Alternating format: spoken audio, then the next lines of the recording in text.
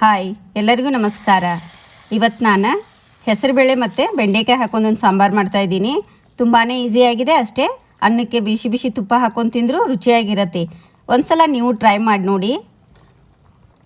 ಬೇಸಿಗೆ ದಿನಕ್ಕೆ ನಾವಿಲ್ಲಿ ಹೆಸರುಬೇಳೆ ಜಾಸ್ತಿ ಯೂಸ್ ಮಾಡೋದ್ರಿಂದ ದೇಹಕ್ಕೂ ತಂಪು ಮತ್ತು ಆರೋಗ್ಯಕ್ಕೂ ಒಳ್ಳೆಯದು.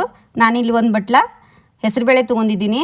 ಇದನ್ನು ಸ್ವಲ್ಪ ನೀರು ಹಾಕಿ ಒಂದರಿಂದ 2 ಸಲ ತೊಳಿಬೇಕು. ಚೆನ್ನಾಗಿ ವಾಶ್ ಮಾಡ್ಕೊಂಡು ಬರಬೇಕು. ನೋಡಿ, ಈಗ ನಾನೆಲ್ಲ ತೊಳೆದ 1.5 ಗ್ಲಾಸ್ ನೀರು ಹಾಕ್ಕೊಂಡಿದ್ದೀನಿ. 1 ಲೋಟ ಬಟ್ಟಲಿಗೆ 1.5 ಗ್ಲಾಸ್ ನೀರು ಹಾಕ್ಕೊಂಡು 3 ಸೀಟಿ ನಾವು ಇದನ್ನು ಕೂಗಿಸ್ಕೊಂಬರ್ಬೇಕು. ನೋಡಿ 3 ಸೀಟಿ ಆದಮೇಲೆ ಬೇಳೆ ಈ ಥರ ಬೆಂದಿರಬೇಕು. ಭಾಳ ಮೆತ್ತಗನೂ ಆಗಿರಬಾರ್ದು, ಒಂದು ಸ್ವಲ್ಪ ಈ ಥರ ಚೆನ್ನಾಗಿ ಬಾಯ್ಲೂ ಆಗಿರಬೇಕು, ಚೆನ್ನಾಗಿ ಬೆಂದಿರಬೇಕು, ಮತ್ತು ಭಾಳ ಬೆಂದಿರಬಾರ್ದು. ನಾನಿಲ್ಲಿ ಬೆಂಡೆಕಾಯಿ ಸಾಂಬಾರು ಮಾಡಲಿಕ್ಕೆ ಒಂದು 3ರಿಂದ 4 ಮೆಣಸಿನ್ಕಾಯಿ, ಕೆಂಪು ಮೆಣಸಿನ್ಕಾಯಿ, ಅವು ಬ್ಯಾಡಗಿ ಮೆಣಸಿನ್ಕಾಯಿ ಇದ್ದಾವೆ, ಖಾರ ಇಲ್ಲ, ಮತ್ತು ಬೆಂಡೆಕಾಯಿ, ಟೊಮೆಟೊನ ತೊಗೊಂಡಿದ್ದೀನಿ. ಇದನ್ನು 2ರಿಂದ 3 ಸಲ ತೊಳಿಬೇಕು. ಮನೆಯಲ್ಲಿ ಯಾವುದೇ ತರಕಾರಿ ಇಲ್ಲದೆ ಇರುವಾಗ ಈ ಥರ ತರಕಾರಿ ಸಾಂಬಾರನ್ನ ಮಾಡಿ ನಾವು ತಿನ್ಬೋದು. ಬೆಂಡೆಕಾಯಿನ ಈ ಥರ ದೊಡ್ಡದಕ್ಕನ ಕಟ್ ಮಾಡ್ಕೊಳ್ಳಿ, ಅಂದ್ರೇ ಅದು ಅಂಟಾಗಲ್ಲ, ಜಿಗುಟನೂ ಆಗೋದಿಲ್ಲ. ನೋಡಿ, ಚೆನ್ನಾಗಿ ತೊಳೆದು ಒರೆಸ್ಕೋಬೇಕು ಬೆಂಡೆಕಾಯಿನ. ನೋಡಿ, ನಾ ಇಲ್ಲೆಲ್ಲ ಬೆಂಡೆಕಾಯಿನ ಕಟ್ ಮಾಡಿ ಇಟ್ಕೊಂಡಿದ್ದೀನಿ. ಈಗ ಕೆಂಪು ಮೆಣಸಿನ್ಕಾಯಿ ಖಾರಕ್ಕೆ ಆಪ್ಷನಲ್ಲು, ಬೇಕಂದವ್ರು ಹಾಕ್ಕೊಳ್ಳಿ. ಬ್ಯಾಡಗಿ ಮೆಣಸಿನ್ಕಾಯಿ ಇದೇನು ಅಷ್ಟೇನು ಖಾರ ಇರಲ್ಲ, ಸ್ವಲ್ಪ ಖಾರ ಇಲ್ಲ, ನಾನು ಹಾಗೆ ಆಪ್ಷನಲ್ ಅಂತ ತೊಗೊಂಡಿದ್ದೀನಿ ರುಚಿಗೆ ಅಂತೇಳಿ. ನೀವು ಬೇಕಂದವರು ಹಾಕೋಬೋದು. ನಾನಿಲ್ಲಿ ಒಂದು ಟೊಮೆಟೊನ ಹುಳಿಗೆ ಅಂತೇಳಿ ನಾನು ಒಂದು ಟೊಮೆಟೊ ಅಷ್ಟೇ ತೊಗೊಂಡಿದ್ದೀನಿ, ಮತ್ತು ಸ್ವಲ್ಪ ಹುಣಸೆ ಹಣ್ಣನ್ನು ತೊಗೊಂಡಿದ್ದೀನಿ. ಇದರಲ್ಲಿ ಬೀಜನ ತೆಗೆದು ನಾನು ಇದನ್ನು ಚಿಕ್ಕದಾಗಿ ಕಟ್ ಮಾಡ್ಕೊಂಡಿದ್ದೀನಿ. ನೋಡಿ, ಒಂದು ಈರುಳ್ಳಿನೂ ತೊಗೊಂಡಿದ್ದೀನಿ. ಈ ಈರುಳ್ಳಿನ ಈ ಥರ ಕಟ್ ಮಾಡ್ಕೊಳ್ಬೇಕು, ಅಂದ್ರೇ ಬಾಯಲ್ಲಿ ಚೆನ್ನಾಗಿ ಸಿಗತ್ತೆ ಅಂಥೇಳಿ ನಾನು ಉದ್ದಕ್ಕೆ ಕಟ್ ಮಾಡ್ಕೊಳ್ತಾ ಇದ್ದೀನಿ. ನೀವು ಚಿಕ್ಕದಾಗಿ ಬೇಕಂದರೆ ಚಿಕ್ಕದಾಗಿನೂ ಕಟ್ ಮಾಡ್ಕೊಳ್ಬೋದು. ಈ ಥರ ಬೇಳೆ ಮತ್ತು ತರಕಾರಿ ಹಾಕಿ ಸಾಂಬಾರು ಮಾಡೋದ್ರಿಂದ ಚೆನ್ನಾಗಿನೂ ಇರುತ್ತೆ. ಖಡಕ್ ರೊಟ್ಟಿಗೂ ಚೆನ್ನಾಗಿರುತ್ತೆ ಇದು ಸಾಂಬಾರು. ಚಪಾತಿಗೆ ಮತ್ತು ರೊಟ್ಟಿಗೆ, ಇಡ್ಲಿಗೂ ಚೆನ್ನಾಗಿರುತ್ತೆ. ಈಗ ಒಂದು ಪಾತ್ರೆ ತೊಗೊಂಡಿದ್ದೀನಿ. ಇದಕ್ಕೆ ಒಂದು ಸ್ವಲ್ಪ ಜಾಸ್ತಿನೇ ಎಣ್ಣೆ ಹಾಕ್ಕೊಂಡಿದ್ದೀನಿ. ಬೆಂಡೆಕಾಯಿನ ಚೆನ್ನಾಗಿ ಫ್ರೈ ಮಾಡ್ಬೇಕಂತ ಹೇಳಿ ನಾವು ಎಣ್ಣೆನ ಸ್ವಲ್ಪ ಜಾಸ್ತಿ ತೊಗೋಬೇಕು. ಒಂದು ಈರುಳ್ಳಿನ ಹಾಕ್ಕೊಂಡಿದ್ದೀನಿ, ಮತ್ತು ಟೊಮೆಟೊ ಮತ್ತು ಬೆಂಡೆಕಾಯಿನ, ಮತ್ತು ನಾನು ಬ್ಯಾಡಗಿ ಕೆಂಪು ಮೆಣಸಿನ್ಕಾಯಿ ತೊಗೊಂಡಿದ್ದೀನಿ. ಆಪ್ಷನಲ್ ಹಾಕ್ಕೊಳ್ಳಿ, ಇಲ್ದಿದ್ರೆ ಸ್ಕಿಪ್ ಮಾಡ್ಕೊಳ್ಬೋದು. ರುಚಿಗೆ ಅಂಥೇಳಿ ಹಾಕ್ಕೊಂಡಿದ್ದೀನಿ, ಖಾರಾಗಿರುತ್ತೆ ಅಂಥೇಳಿ. ಬ್ಯಾಡಗಿ ಮೆಣಸಿನ್ಕಾಯಿ ಸಪ್ಪೆ ಇರುತ್ತೆ.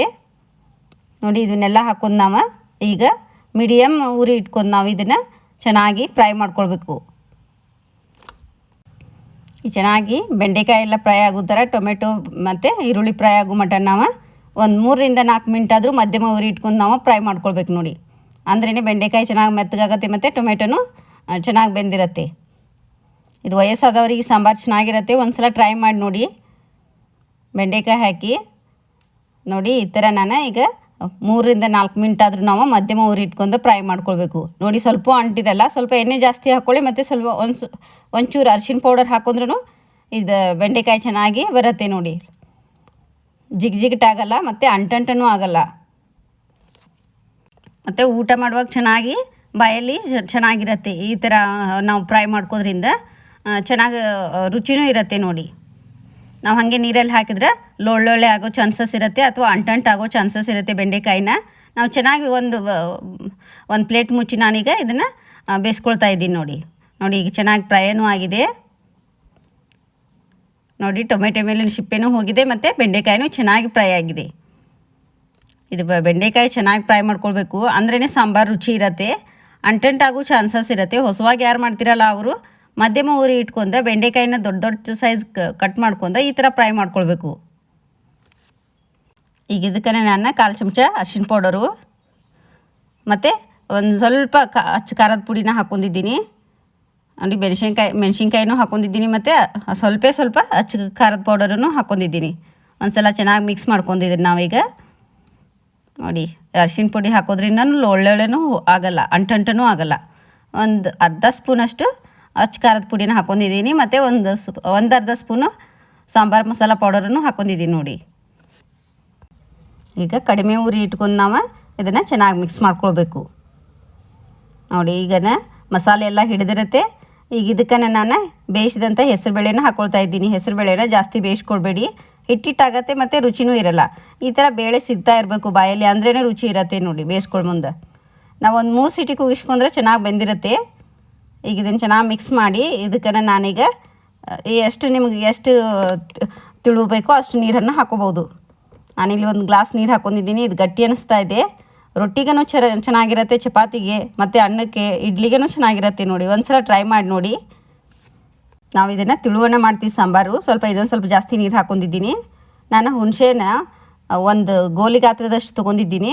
ಇಷ್ಟೇ ಹುಣಸೆ ಹುಳಿ, ಒಂದು ಟೊಮೆಟೊ ಮತ್ತು ಹುಣಸೆ ಹುಳಿನೂ ಇದ್ರೇ ಚೆನ್ನಾಗಿರುತ್ತೆ, ರುಚಿಯಾಗಿರುತ್ತೆ. ನೋಡಿ, ಇದನ್ನೀಗ ನಾವು ಚೆನ್ನಾಗಿ ಮಿಕ್ಸ್ ಮಾಡ್ಕೊಂಡು ಇದನ್ನು ನಾವು 2 ರಿಂದ 3 ಮಿನಿಟ್ ಈಗ ಕುದಿಸ್ಕೊಳ್ಬೇಕು. ಈಗ ನಾನು ರುಚಿಗೆ ತಕ್ಕಷ್ಟು ಉಪ್ಪು ಹಾಕ್ಕೊಳ್ತಾ ಇದ್ದೀನಿ. ನಿಮಗೆ ಎಷ್ಟು ಬೇಕೋ ಅಷ್ಟು ರುಚಿಗೆ ತಕ್ಕಷ್ಟು ಉಪ್ಪು ಹಾಕ್ಕೊಳ್ಬೋದು.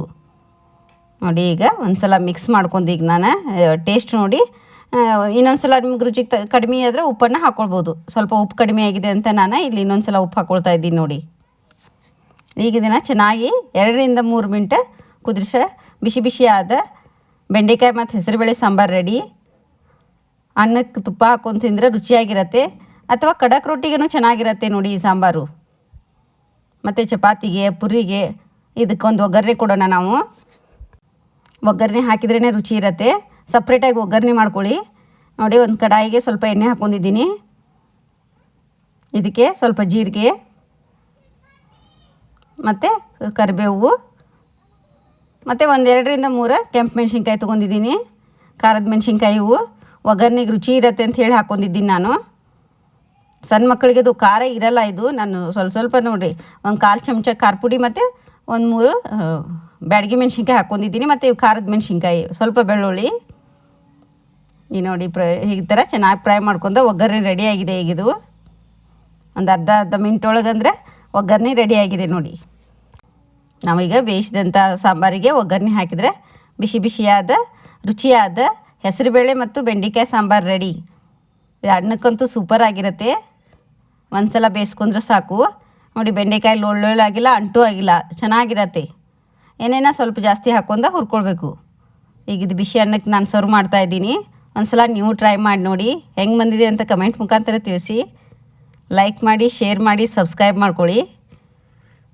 ಬಿಸಿ ಅನ್ನಕ್ಕೆ ಬಿಸಿಯಾದ ಹೆಸರುಬೇಳೆ ಮತ್ತು ಬೆಂಡೆಕಾಯಿ ಸಾಂಬಾರು ರೆಡಿ. Thank you.